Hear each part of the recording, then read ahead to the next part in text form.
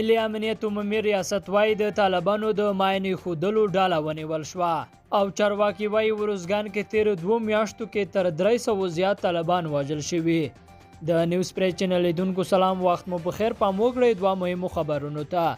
د ملي امنیت عمومي ریاست وایي د وسلوالو طالبانو هغه ډله یې نیولې چې د ماینونو په ایښولو کې لاس درلود. دغه ریاست د یکشنبې په ورځ په اعلامیه کې ویل د نقیب الله په نوم دغه کس په پروان ولایت کې وسلوالو طالبانو ته 14 وارې د امنیتي او دفاعي ځواکونو د تګ راتګ په اړه اطلاع ورکړې وه.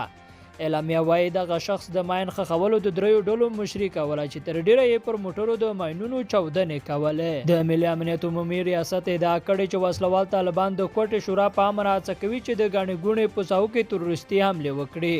وسلوالو طالبانو د دغو تحولاتو او ادعاو په اړه څه نه دي ویلي. د ورزګان محلي چارواکي وایي په تیرو 2 میاشتو کې تر 300 زیات وسلوال طالبان وژل شوي دي.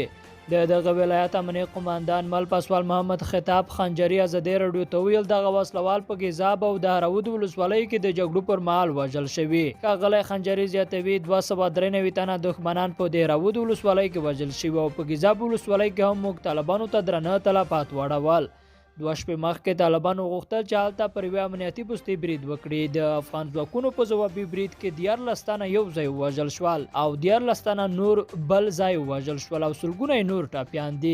خپلواکو سرچینو د وژل شویو وسلوالو دغه شمېر تایید کړی نه دی. په د هرود او ګیزاب ولسوالیو کې په وروستیو کې سخت جګړې شوي چې ځینې ساحې د وسلوالو طالبانو لاسته ورغلي دي.